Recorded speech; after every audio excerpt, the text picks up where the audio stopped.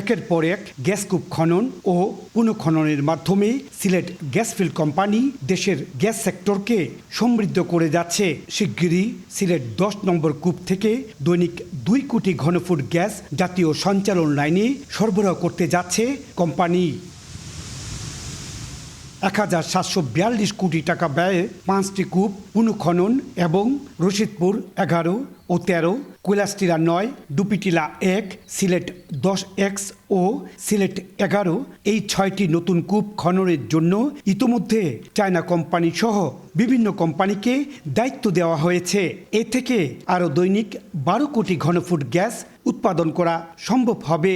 Kailashtila 1-এর work over হবে, রশিদপুর 3 কূপের work over হবে, বিয়ানীবাজার 2 ওয়ার্ক ওভারের আওতায় আছে এবং রশিদপুর 7 এই 5টা কূপের ওয়ার্ক ওভারও কিন্তু এই সময়ের মধ্যে আমরা শেষ করব।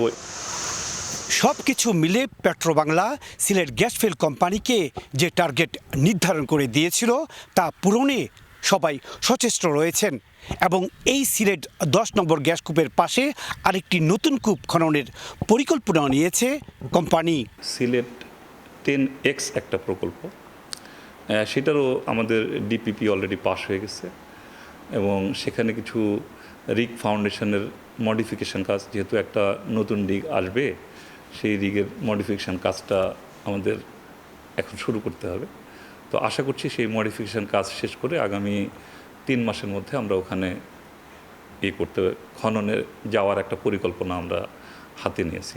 বর্তমানে সিলেট গ্যাস ফিল্ড কোম্পানির 16টি কূপ থেকে দৈনিক উৎপাদন হচ্ছে 13 কোটি 70 লাখ ঘনফুট গ্যাস।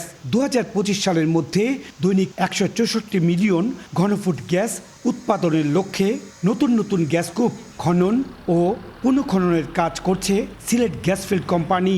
6টা কূপ খননের জন্য আমাদের ডিপিপি অনুমোদিত হয়ে আছে এবং এগুলো হলে আমরা যে 25 সালের আমাদের যে একটা টার্গেট ছিল 25 সাল নাগাদ, সেটা হয়তো কম বেশি একটু কাছাকাছি সময়ে শেষ হবে। পেট্রোবাংলার তথ্য অনুযায়ী দেশের বর্তমান দৈনিক গ্যাসের চাহিদা 380 কোটি ঘনফুট, বিপরীতে সরবরাহ রয়েছে 250 কোটি ঘনফুট। ইকরামুল কবির, সময় সংবাদ, সিলেট।